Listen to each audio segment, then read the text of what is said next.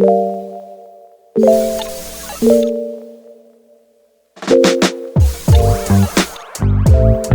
guys, welcome back to the Autosportivo YouTube channel.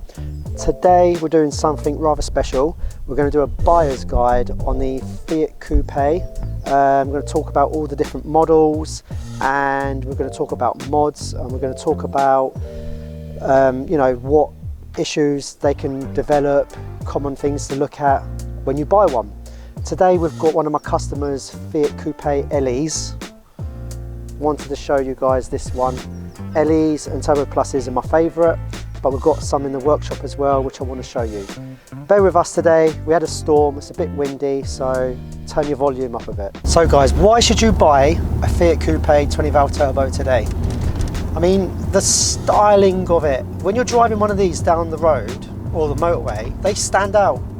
And you find me another car as good looking as this from that age, and they have aged so well. They're so stylish, they just stand out a mile. And in all colours as well. You could get it in yellow, that's a nice colour that stands out. My favourite is the ink black and the red, but I do love the yellow ones or the sprint blue. And they just stand out from a mile. A car that's over 20 years old now has just aged so beautiful. I remember going to the motor show, the NEC motor show, I think it was 1995. I cannot remember the year, but I was only a small teenager. And I remember seeing a yellow Fiat Coupe, a Punto GT in yellow, and I was like, wow, look what Fiat have brought out. And they never ever replaced the Fiat Coupe. They haven't brought anything out to replace it with. It's a modern classic now. Can you daily them? I'm going to come back to that in a minute, because I actually got one that I'm dailying. I'll show you that after. It's done over 200,000 miles. It's been regularly maintained, and I've done 600 miles in it in the past week. Hasn't done me any wrong. It's been brilliant. The 5-cylinder, the 5-pot engine, they sound amazing. I'll drop it a gear. I don't know if you can hear it.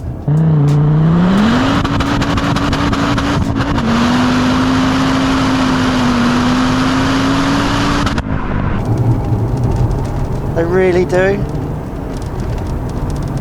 And when you're sitting in it, especially in LE with the Roccaros, it just feels special. Am I being biased because I love Italian cars? I don't know, but I've not driven another car of any other brand that makes me feel special when I get behind the wheel.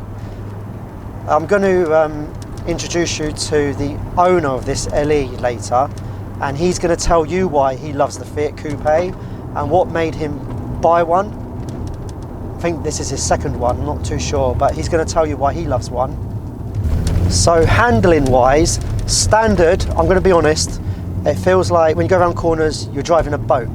So the perfect mod upgrade, change the shocks, change the springs. This one that we're driving today has got Bilstein shocks and ABAC springs, and it's not too crashy, it's not too bumpy. It feels just right. It feels like how it should have come out of the factory. Standard suspension, it's a bit boaty, and it'll rock you side to side. So perfect upgrade for one of these is changing the suspension. Everyone's different though. Everyone prefers different ride handling, but I prefer personally the Koni shocks and ABAC springs, and they're adjustable, the one I've got on my car.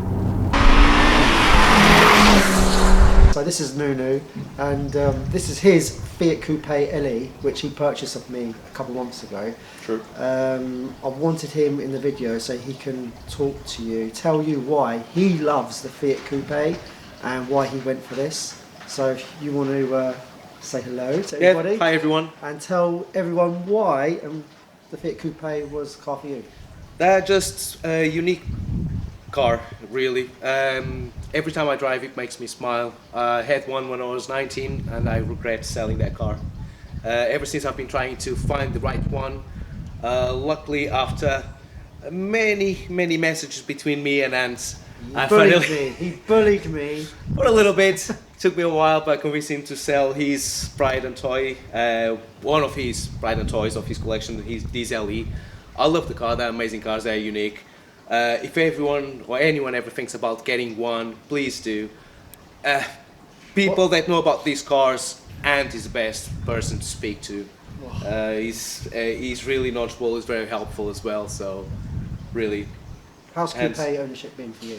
Amazing. I love the car. Every time I drive it, everywhere I go. Even this morning on the way here, I stopped by McDonald's, you know, and an old man, like mid-60s, stopped by because he had one back then, and he says that he regrets selling his one as well, and he loved the car. He asked me if the car was up for sale. I said no. So even then, when I got here this morning, he wanted to buy the car off back of me. I wanted to buy it back, yeah. No, this is mine. I just love it. They are so nice to drive. They are unique. The sound, the handling is not the best one, but it's a Fiat. It's different. It's nice. I had many other cars before. I still own a few cars, Japanese and Germans, and nothing compares to the Fiat coupe, honestly.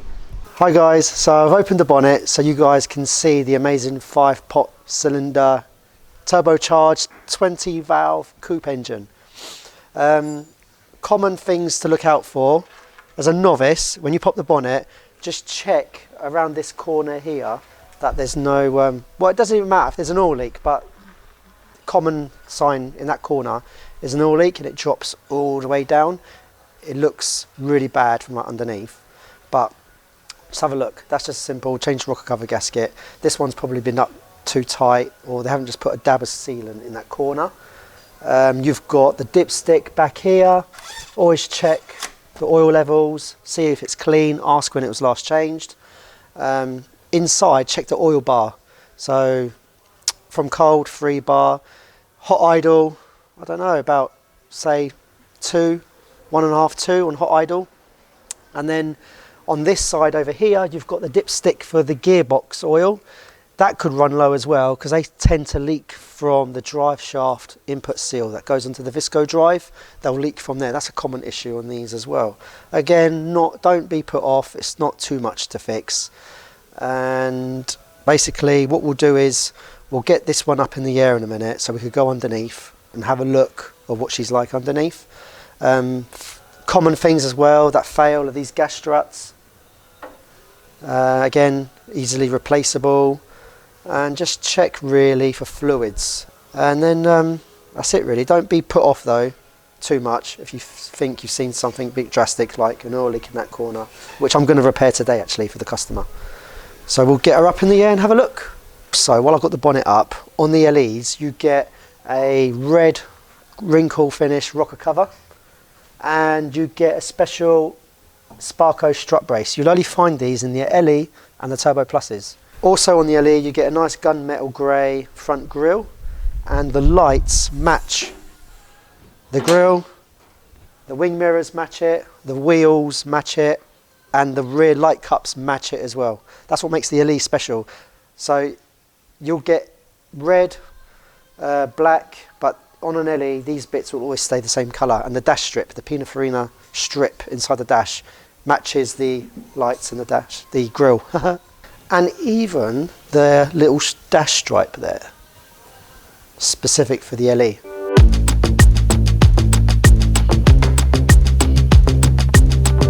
Right, I'm going to show you underneath the car. You're not going to get to look at these areas when you're buying one. If you could try and stick your head under the car, but I'm going to start from the front, work my way to the back, and I'm going to call John Paul over because I know how much he loves these cars. John Paul, come. I know you hate these things, yeah, but I just want to show everyone on our channel what areas to look at. So John Paul, he loves these cars. He broke one once and he used a hammer and he banged his hammer everywhere, didn't you? Yeah, well, yeah. I was told it was rotten and I had to find out for myself. Do you remember? Oh, that's funny. And we broke a perfectly good coupe. Right, so things that rust. First of all, the rad support bar here, they corrode, they go all rusty, but this one's been changed, it's been powder coated. And then as well, these towers, they just disintegrate. And you can get replacement ones and you can change them, but for a car that's done 159,000 miles, that's pretty good, because I've seen some that are just demolished, gone. Brembos, you've got Brembos on it as well, and These brake pipes here, if they're original, they just snap off eventually and go. These have been replaced with braided hoses. Arms as well, bushes go in these arms, but you can feel that when you drive the car. You'll feel it going like snaking side to side. And basically, if you come in furthermore, they go in here. This is good. They'll go along this bit here on the seal, which is good on this one as well for a car that's done this mileage. This has had some upgrades. You've got an uprated mount in a gearbox mount there. But this one's pretty good. Always check along the seals. Again, this is good. This has been looked after. If this is like now it's a 2-owner car, but it was a 1-owner and he's looked after it. And the history on this is really good. As you get further back, what goes as well, these rear brake lines, they can be a nightmare to do. Ideally you have to drop the tank on these to do them. And again, these jacking points, they go there. But again, this is good on this car. The brake lines around here, they go. Again, they're good, they've been done. And this has been fitted with a stainless steel exhaust system. And as well, again on this one, you've got these rear disc plate covers at the back. These have been changed. They're brand new. They've been powder coated. They rot as well, these things, but these are brand new on this one, which is good. And then the towers as well. You get some towers back here. They call them Eiffel towers. And this is good as well. The one here, if you want to come around here and have a look, they're pretty decent on this one too. So coupes, as long as they've been looked after and they're in the right hands, they're really good. I mean, my coupe that I'm using at the minute as a daily, it's done over 200,000 miles and it's still going strong. It's been well looked after. Same with anything really, just find a well looked after one. And if you can find a well looked after one, then you're not going to chuck a lot of money at it. Another thing as well, that's a common issue, is these rear brake compensators. They can seize. But again, this one on this car is really good. So today's job on this Elite, it's got a leaky rocker cover. So we're going to change the rocker cover gasket, clean it all up, fit that. And I want to change the earthing on this one because it's acting up. So, and I can see there's a bit of a split on the earth wire, on the earth cable. So we're going to take that out and we're just going to replace it with a new one.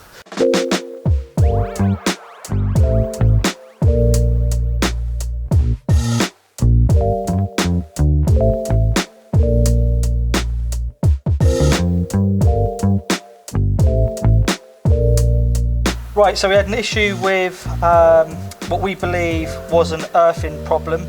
So we had the dash lights flickering and various other little bits messing about. Have a look at the main earth from the gearbox to the chassis of the car, and as you can see, oxidised really badly there. So that is probably the main reason as to why this car is playing up a little bit. So put a new one on and then we'll see how she goes. So guys, I've just been working on the car, something happened and I've had to put a lovely red stick here. Every coupe should come with one of these in the boot. The gas struts, like I said earlier, they failed and the bonnet hit me on the head. Might put that in the video, I'm not too sure yet, but it hurt. Right, so we had a bit of a smoking issue with this coupe. Finally managed to get the turbo off after struggling with near on every single bolt. And I don't know if you can zoom in on there, but there's a fair bit of play in there. So put a new turbo on, but while this is off, another common fault with them is they normally crack across here, which is a common fault. So it makes a noise like it's got a blown gasket, but as Ant said earlier on, 9 times out of 10 it's because they crack normally on the fifth cylinder. I've got one here that's cracked, if you can see here. That's where they normally go, down there. This is actually a later style manifold. It's got a split down there. The early ones didn't have that split. Which is like this one here. Oh yeah, there you go. Some sexy snails. So let's talk about modifications. I know that a few coupe owners like to get a little bit more power out of their coupe. So we would normally recommend something called a G-Tech chip to begin with. You've got something called a G-Tech 1, which is designed for standard components. So what you would do is buy this chip, you will then open your ECU up and then obviously put the new chip in, and it will give you around 250 horsepower. You then have something called a G-Tech 2 chip, which will also get you about 270, 280, but you will need to run off super unleaded and you will need to have a front mount intercooler. Obviously, if you want more power, you can then build up from there, so hybrid turbo, D-cap, sport cap, 3-inch exhaust system, injectors, going over like 300, 320 horsepower, you're looking at forged. But here at Autosportivo, we like to do things properly. So if anyone thinks that they want some modifications or any type of work done, you know, we're your guys. Alright, so on Nuno's Fiat Coupe LE, it's got amazing service history, but first I'll talk about the keys. With a coupe you get a nice chrome key. That's my favourite part of the car, that is. You get the red key as well. That's probably used to be important, it's not anymore. And you get a nice blue one, boring blue one, but that's so stylish. And then with his LE as well, he got amazing service history. Previous owner really loved it and put everything in a folder. Loads of stuff, even like photographs and loads of invoices.